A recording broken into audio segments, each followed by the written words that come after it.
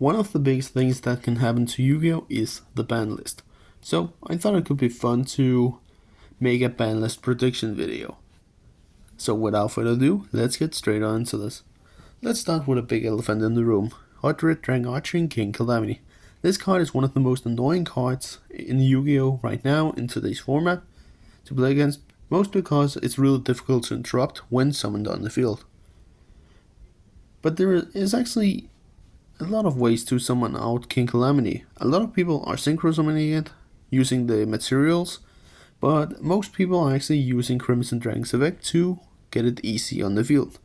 A deck like Censorian really rely a lot on this card because it is easy to summon since they can put cards like Legacia quickly to the field. But there's actually a way that King Calamity can miss the timing of locking you out of all of your plays. If it's your draw phase and you activate a card and your opponent activates Crimson Dragon's effect in response as Chainlink 2, because since you are the turn player, you have the rights to make a move before your opponent. Whatever card you activate has to resolve first, so when he gets to summon out King Calamity, the effect will not resolve and they will not lock you out because the flavor text of King Calamity says, when this card is synchro summoned, you can activate this effect for the rest of the turn. Your opponent cannot activate cards or effects on the field, meaning that you basically can make your opponent miss the timing. And even though that this card is one of the most annoying cards to go against, it is actually not as easy to summon, but it should still be banned from the competitive plays since I think that it makes the game more unhealthy and more unfair over for other players. On the next card on this list is Gimmick Puppet Nightmare. I will say the same reasons for why this card should be banned is basically because of Calamity. You can lock out your opponent really easily and make the game unstable and unfair over for other players. This card, however, wasn't a problem until Albion the Sanctified Dragon was released back in Cyberstorm Access. And again, Konami wants to make this game fun, and that is also a reason I see why Nightmare should be banned. And again, Konami have already reprinted Gimmick Puppet Nightmare, which means that they have actually earned enough on this card, so they could potentially just ban it now.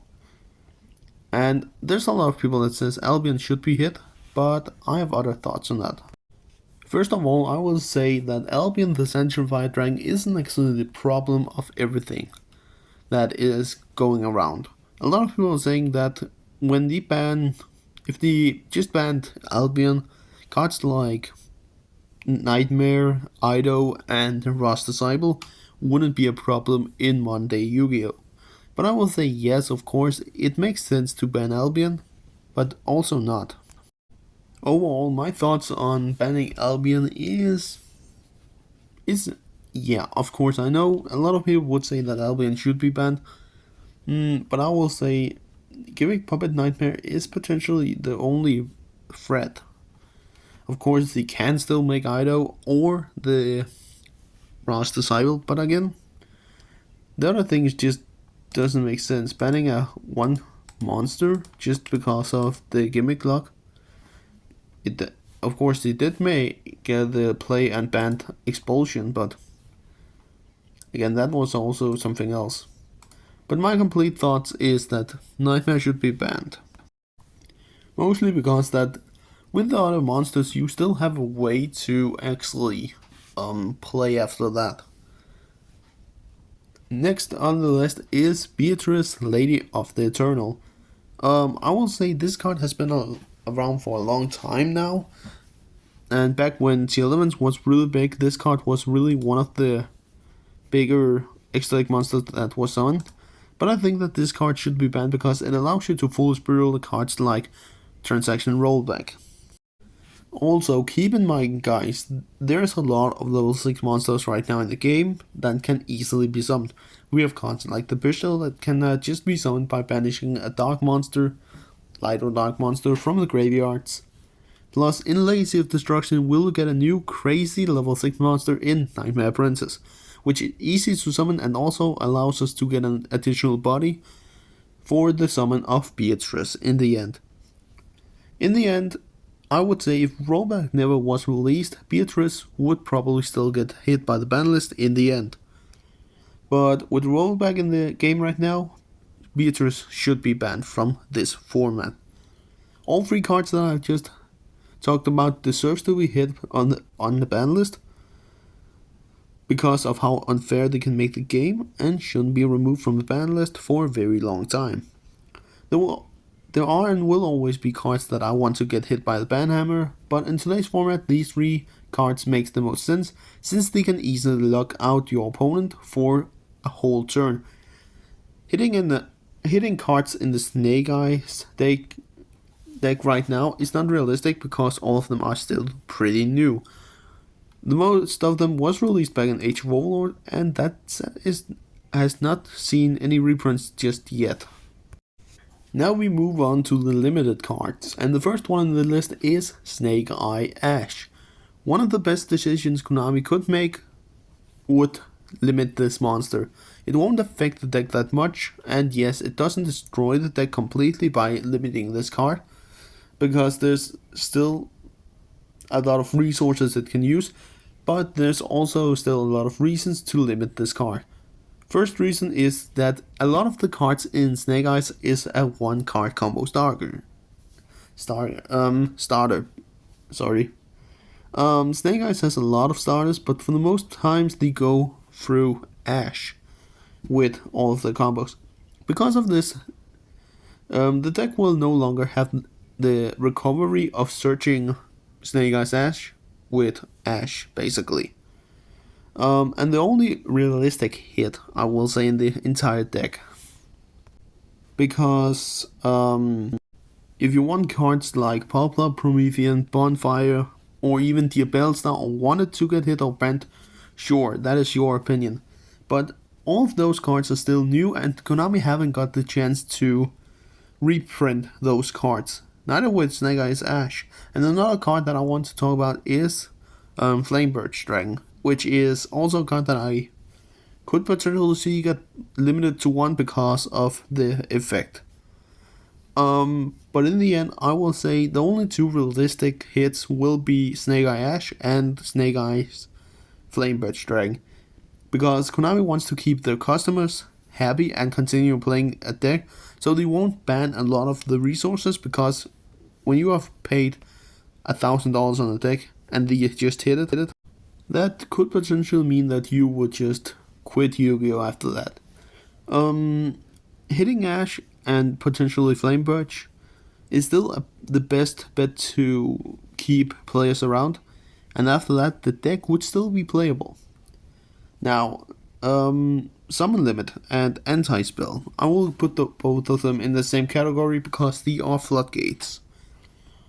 Both of these cards can be a real challenge to a lot of decks.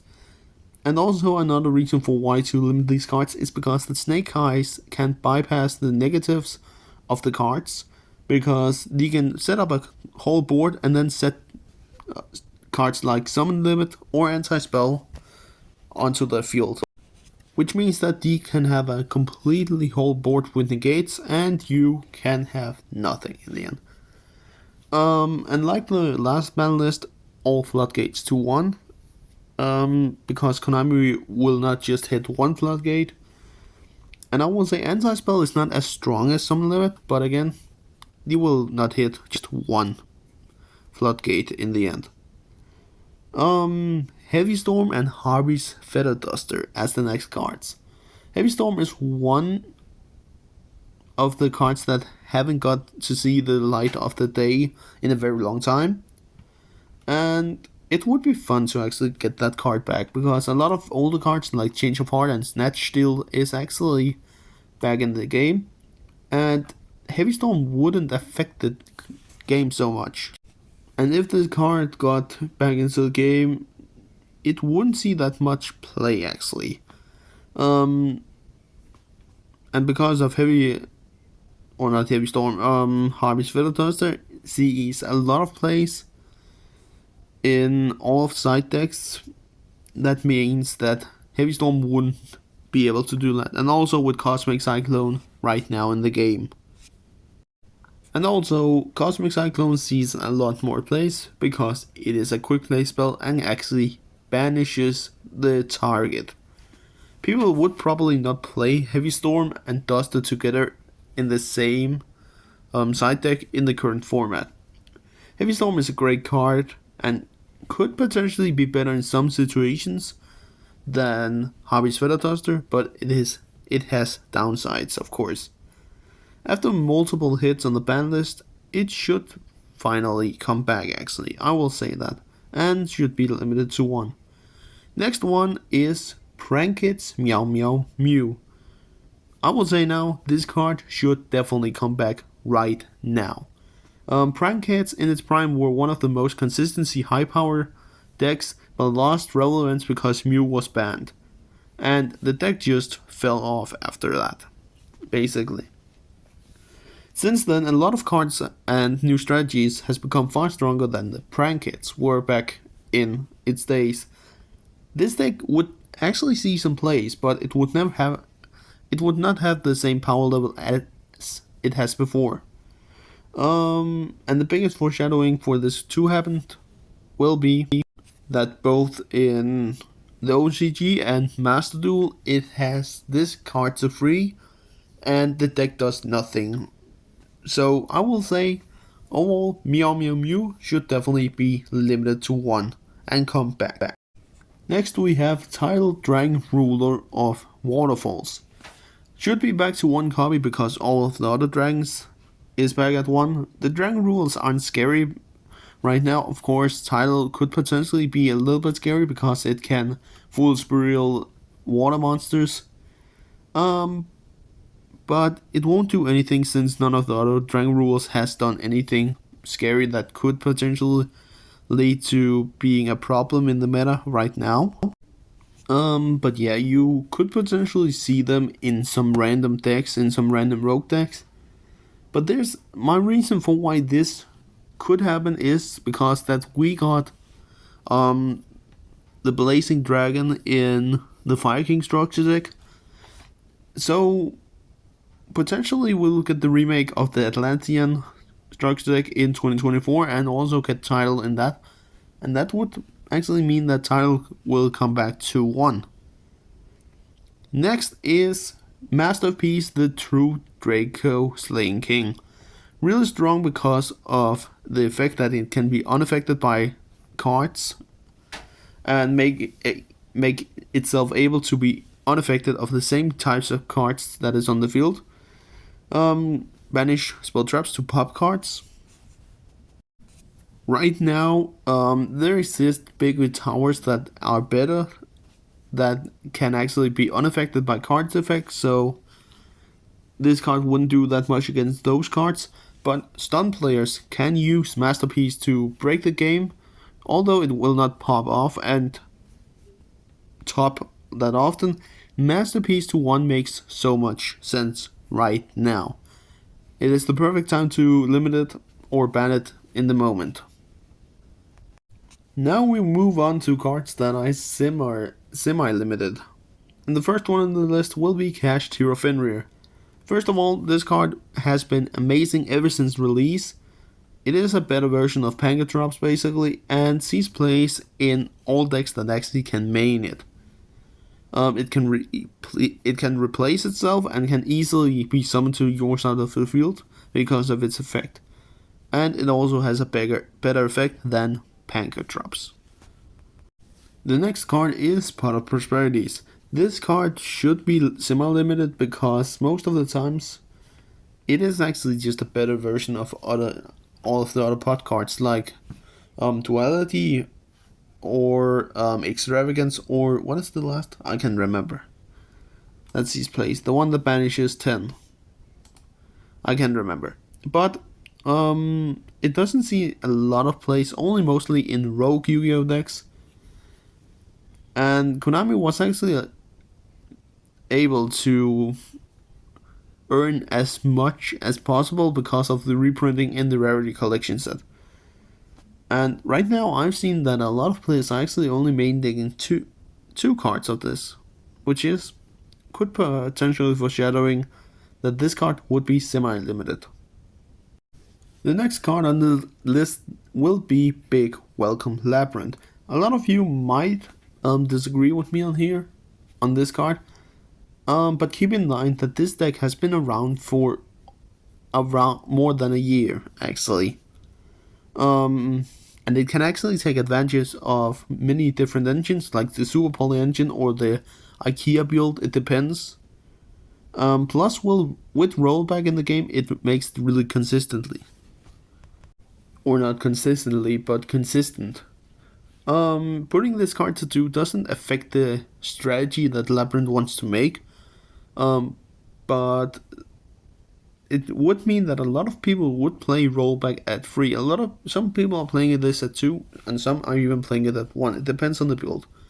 And also, when Fire Kings / Snake Eyes leaves the format, Labyrinth will begin to see a lot more plays, because the worst matchup will be gone. There's a chance it won't happen because it haven't got a reprint yet. And yes, guys, I know it was reprinted in the OTS pack, but it doesn't really count. Next is the Unlimited line, and the first card is Speedroid Terratop. First of all, this card does nothing in the format right now, and Konami will eventually put this card back to 3. Because everything it does right now, it is just an extra body for rank 3 plays in decks like Goblin Bikers. It is fine right now to put back at 3 because it doesn't really do anything in the format right now. Next we have Sky Striker Engage.